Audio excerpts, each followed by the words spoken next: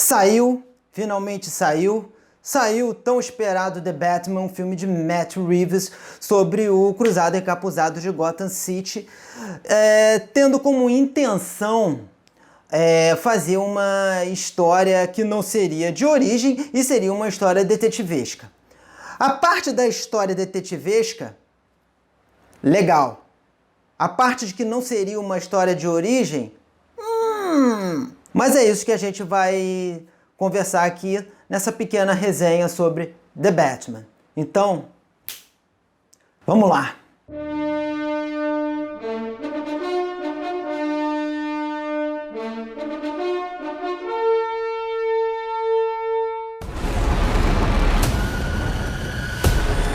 Senhoras e senhores, sejam bem-vindos à Ponte de Comando e sejam bem-vindos a esse pequeno vídeo de resenha sobre The Batman.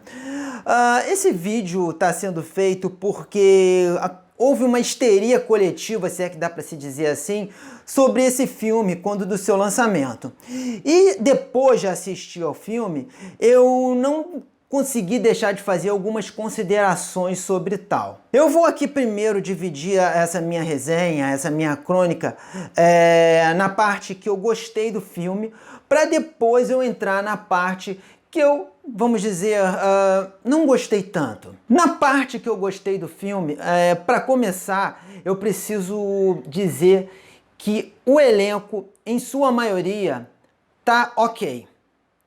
Só que temos dois grandes destaques nesse elenco. E não, eu não estou falando do Robert Pattinson. Eu estou falando do destaque que eu já imaginava, que é Colin Farrell como Pinguim, simplesmente excelente. Simplesmente, com uma performance que sabe ser tensa em alguns momentos, asquerosa em outros e até engraçada em alguns momentos. E a grande surpresa, porque eu não botava tanta fé nela, e obviamente eu tô falando da Mulher Gato de Zoe Kravitz. Zoe Kravitz, que surpresa boa que você foi, menina.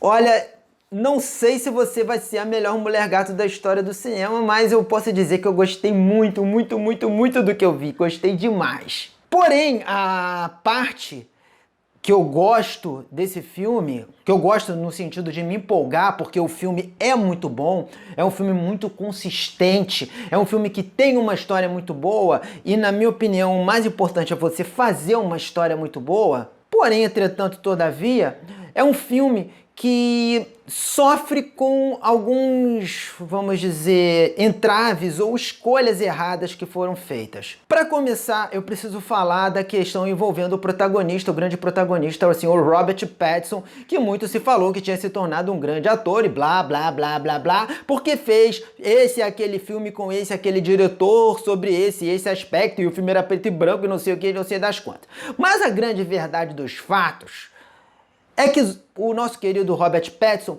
ficou devendo sim. E não ficou devendo como o Batman, ele ficou devendo como Bruce Wayne.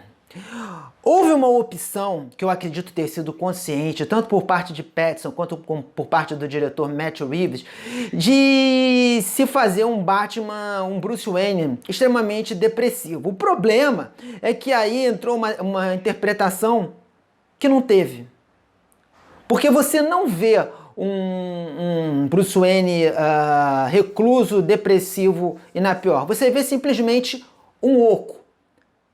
Mas isso poderia ser um tipo de interpretação para uma pessoa que se sente vazia dentro dela? Ok, sem dúvida que poderia ser. O problema é que essa cara de nada que o Robert Pattinson faz permanece ao longo de todas as suas aparições, mesmo quando ele interage como Bruce Wayne com outros personagens. E isso pesa, sim, negativamente para a atuação dele, sim. Outro ponto que eu preciso aqui salientar é que esse Batman, ele em alguns pontos, ele foi nitidamente pensado para conversar com determinadas parcelas de público. Então, houve uma escolha que também, no meu critério, é consciente, de se fazer ele como um idiota. Sim, ele é um idiota completo. Ele é, na bem da verdade, um grandíssimo babaca. E você vê isso na forma como ele trata o Alfred.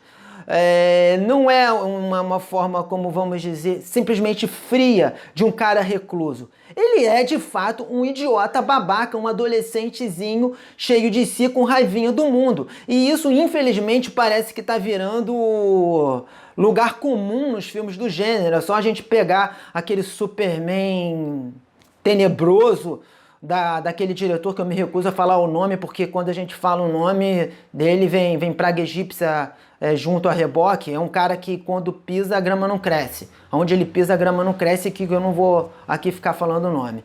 Então o que acontece? Parece que esse é um lugar comum que está acontecendo com esses personagens.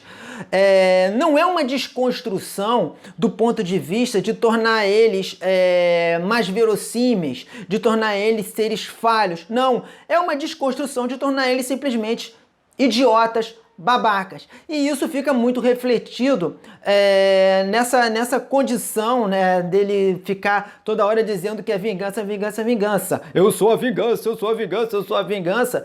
E de uma forma que inteligentemente o roteiro zomba disso.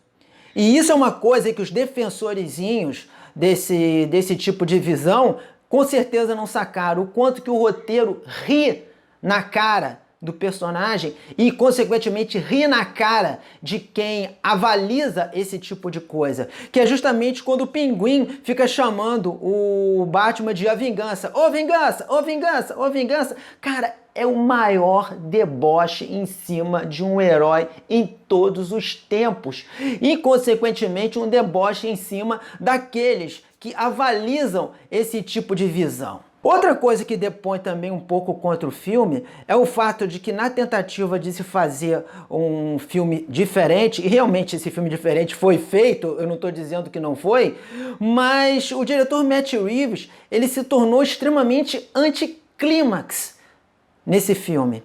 E isso acontece várias vezes. Você não tem nesse filme, nas supostas cenas que seriam para fazer você dizer "Uau, caramba!", você não tem isso. A própria apresentação oficial do Batmóvel, ela é um troço meio deprê, sabe? É um troço que é uma cena que tu fica olhando, aí o cara aparece e liga o Batmóvel. Aí o Coringa vai ver. O Coringa não, desculpa, o Pinguim. O Pinguim vai ver. Aí o Pinguim tá olhando, aí ele acelera o Batmóvel. Aí o Pinguim olha de novo, aí ele acelera o Batmóvel. Aí o Pinguim olha mais uma vez, ele acelera o Batmóvel. E fica nisso até começar a deslanchar a cena. E isso se vê em vários outros momentos. Outra coisa que não dá muito para compreender é como é que as pessoas não sabem quem ele é. Porque esse filme se passa, em tese, 2 anos depois que ele começou a agir nas ruas de Gotham City. Você tem algumas cenas do tipo, o meliante chega pra ele e fala assim, quem é você? Ou então ele bate. Cara, essa cena é de doer a alma. Ele vai no nightclub do Pinguim e bate na porta. Oi, tudo bem? Sou eu, o seu amiguinho, o Batman. Cara, só faltou dançar o Vatuzzi. Cara, então tem umas cenas que são muito tipo... Você tem que ligar a suspensão da descrença num nível muito alto. Num nível quase de filme do Superman. Pra você levar aquilo minimamente a sério. Tem outra cena em que ele vai entrar no mesmo nightclub lá do Pinguim... E ele entra como o Bruce Wayne e depois no meio do caminho ele aparece como o Batman e tu fica, caramba, onde é que esse cara enfiou essa armadura? Aliás, a armadura que é feia pra cacete. Toda vez que eu vejo essa armadura eu fico pensando que eu tô vendo o episódio de Cybercops, os policiais do futuro. Fora isso, você tem a questão da trama em si. Porque a maioria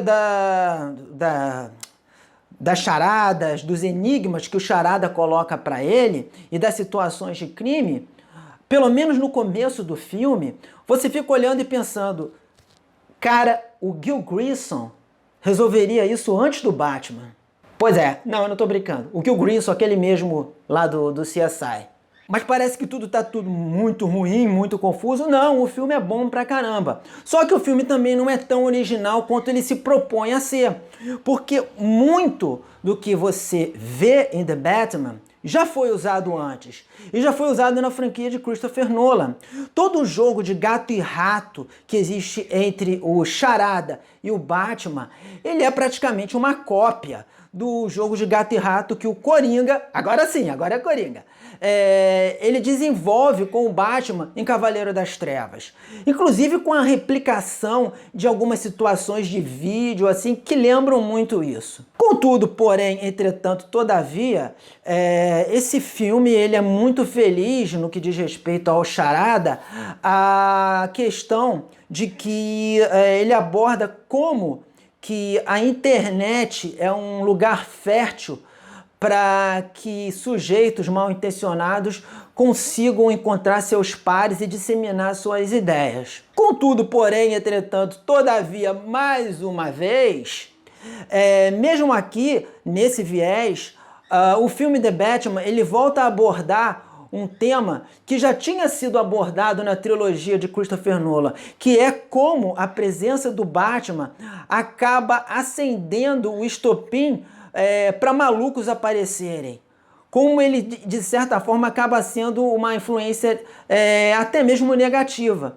E isso também é mostrado aqui, só que de uma forma, obviamente, muito mais maximizada, para que fique claro, bem claro, para o público médio que não consegue perceber isso. Quando eu falo público médio, eu quero deixar bem claro que é aquele público que fica durante o almoço respondendo mensagem de celular por debaixo da mesa, tá? Vocês sabem exatamente de quem eu tô falando. Então, essa é a grande questão. Matt Reeves, ele fez um filme diferenciado, um filme até certo ponto amargo, certo? Porque a palavra correta para definir esse filme seria amargor, mas ele não deixou de usar elementos que já tinham sido usados antes, em especial na trilogia do Batman do Christopher Nolan. E aqui vem o ponto que eu quero muito conseguir fechar o meu raciocínio sobre esse filme, que é sobre a grande, vamos dizer, mentirinha que foi contada para todos de que esse não é um filme de origem. Sim, porque esse é um filme de origem, sim. Porque no final do filme, o Batman se dá conta de que ele precisa ser algo mais. Que ele simplesmente precisa ser um símbolo que traga Gotham de volta ao eixo.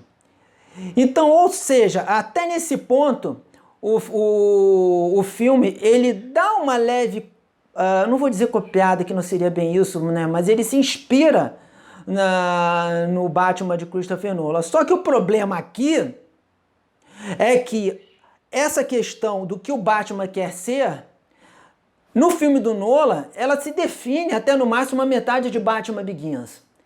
E aqui não, você tem um Batman que pela narrativa apresentada, né, narrativa literalmente, porque existe uma narração do Bruce Wayne / Batman logo no começo do filme, é um Batman que já está lá há 2 anos e que aí, só depois dos eventos catastróficos, cataclísmicos, criados pelo Charada, é que ele vai se dar conta de que ele tem que ser algo mais do que simplesmente a vingança, porque aquele papo de a vingança é ridículo, não é pouco ridículo, é muito ridículo, tá?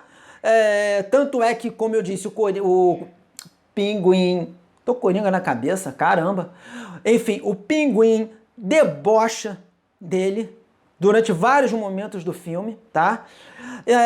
Então, de qualquer maneira, você tem sim uma história de origem. Não é uma história de origem como manda a cartilha de Richard Donner, né? Aquela história de origem que você vê toda a transformação do personagem, mas completa, mas é uma história de origem, porque o Batman é um personagem muito mais multifacetado do que boa parte da fanbase consegue entender, e muito mais multifacetado do que a maioria dos ditos influencers, querem fazer parecer. E ele é muito mais do que simplesmente a casca da roupa. E ele é muito mais simplesmente do que alguém que está revoltado porque os pais morreram.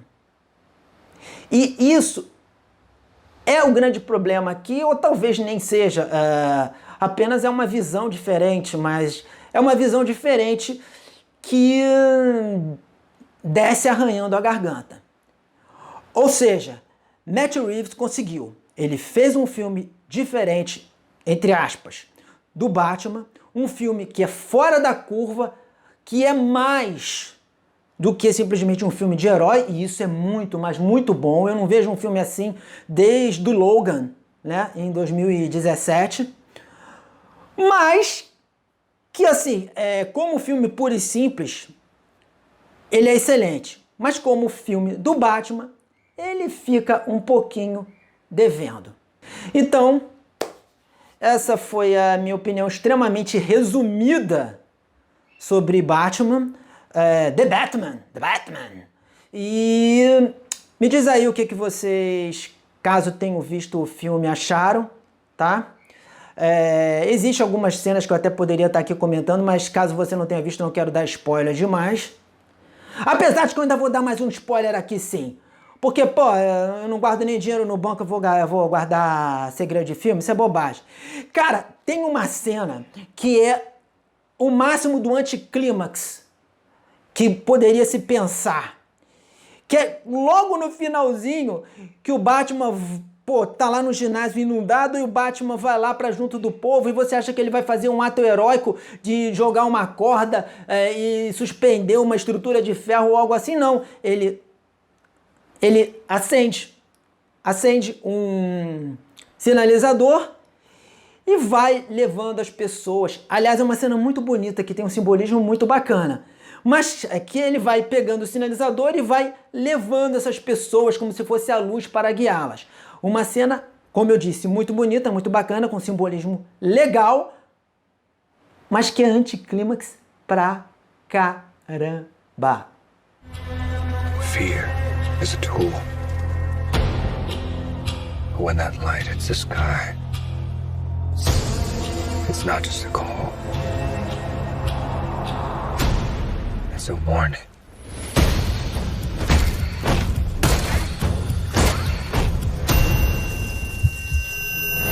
Sendo assim, me despeço de vocês por hoje com essa crítica, resenha, crônica feita meio que no enxofre. Se você gostou, se você achou que o canal é um pouco diferente daquilo que você está acostumado a ver por aí, se inscreve, tá? Ativa as notificações, aquele papo todo do YouTube, tá bom? E me diz aí o que você, caso já tenha visto, achou do Morcego de Gotham em sua nova versão e o que você espera de uma possível sequência. Porque tem que ter sequência. Porque esse filme, vou te falar, ele é ótimo, mas ele passa arranhando. Tem que ter um nível elevado de boa vontade em alguns momentos. Valeu? Então, basicamente é isso aí. Por hoje é só. Fui!